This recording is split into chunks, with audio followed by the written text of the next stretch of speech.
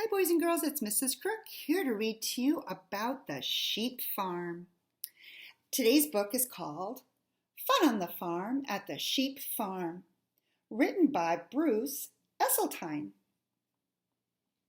Many sheep live on farms. Farmers take care of them. Sheep live on lots of land. They like to eat grass. Dogs group sheep together. This is called herding. Sheep grow lots of hair. This is called wool.